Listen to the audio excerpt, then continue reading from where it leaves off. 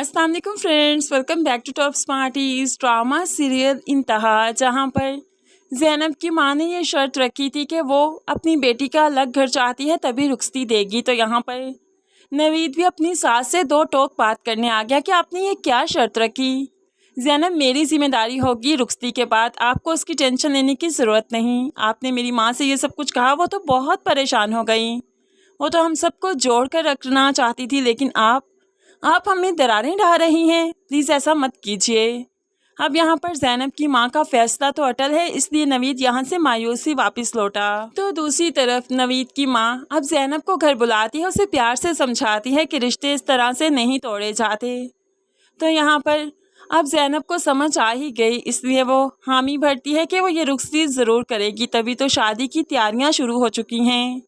शादी की तैयारियां शुरू हुई तो सज्जल इन्हें खुश कैसे रहने देगी। वो तो अपनी मां का मेकओवर करवा चुकी है, बाल कट करवा चुकी है, जो कि अहमद काफ़ी मजाक उड़ाता है। अपनी मां का ये स्टाइल उसे ज़रा अच्छा नहीं लगा, लेकिन सज्जल है कि अपनी मां को मोड स्कोर करते हुए अस्मा के लेवल पर बिठाना चाहती है। अब यहाँ पर जब उसे मालूम पड़ा कि घर में शादी की तैयारियां चल रही हैं, तो कैसे रंग में भंग नहीं डालेगी। अब यहाँ पर वो ज़ैनब के बनी हुई ज्वेलरी चोरी करके अनम के कमरे में रख देती है। जब यहाँ पर पता चला कि कंगन नहीं मिल रहे, तो जाहिर सी बात है सबका शक सबसे पहले सज्जल पर गया।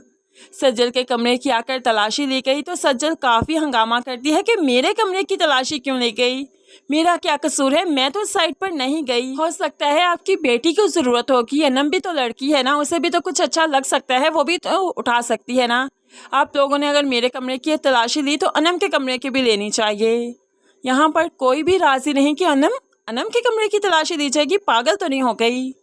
लेकिन ज़ैनब कहने लगी क्या ही हर्ज है, अगर हमने सज्जल के कमरे की तलाशी ली तो अनम के कमरे की तलाशी लेने में क्या मसला है। अब तो सबको ज़ैनब की बात बहुत बुरी लगी, लेकिन अनम को गुस्सा आ गया। वो तो ज़ैनब को जल्दी से अपने कमरे में ले जाती है, अपनी अलमारी खोलकर सब कुछ नीचे गिरा दिया। तो आखिरकार फिर यहाँ से ही कंगन मिल ही गए, जो कि अनम के लिए काफ़ी शॉकिंग था। ये कंगन ये यहाँ पर कैसे आए? नवीद भाई प्लीज़, मामा प्लीज़ मेरा एतबार कीजिए, मुझे इन चीज़ों की ज़रूरत नहीं थी। अगर मुझे चाहिए होता मैं खुद बनवा लेती अपने लिए। क्या आपको लगता है मैं चोरी करूँगी? ये भी इस सज्जल की कोई चाल है, यकीन मानिए सज्जल की कोई चाल है। अब यहाँ पर नवीद और माँ ने तो यकीन कर लिया कि अनम ये हरकत नहीं करेगी, लेकिन ज़ैनब यकीन नहीं कर रही। अनम क्या कह रही हो तुम? तुम्हारे कमरे से निकले और तुम सज्जल को इल्ज़ाम दे रही हो। तुम वैसे ही रख लेती, मुझे नहीं ज़रूरत थी इन कंगन्स की। लेकिन अनम कैसे यकीन दिलवाए ज़ैनब को कि उसने ये सब कुछ नहीं किया। लेकिन फिर ज़ैनब को जब नवीद ने और उसकी माँ ने यकीन दिलवाया कि अनम ये भला क्यों करेगी, उसे इन चीज़ों की क्या ही ज़रूरत, तो जाहिर सी बात है ज़ैनब को यकीन आ गया। लेकिन फिर उसे अपनी माँ की बातें भी याद आने लगी कि इस घर में जाकर सिवाय साजिशों के और लड़ाइयों के कुछ नहीं पड़ा, तुम्हारी ज़िंदगी अज़ाब बन जाएगी। और अब वो जान चुकी है कि वाकई ऐसा ही होगा। एक चोरी करता है, दूसरे के कमरे में चीज़ें रख देता है, और वो जो बेकसूर है मुजरिम बन जाता है। भला मैं यहाँ पर सरवाइव कैसे कर सकती हूँ? तभी तो उसने नवीद से हुला लेने का सोच लिया। जाहिर सी बात है ऐसी सिचुएशन में किसी का मूव ऑन करना, सरवाइव करना बहुत मुश्किल हो जाता है। और ज़ैनब का ये फ़ैसला यहाँ पर हमें कुछ बेहतर लगा, लेकिन फिर नवीद की मोहब्बत है, नवीद का एहसास है कि वो उसे ये फ़ैसला नहीं करने देगी।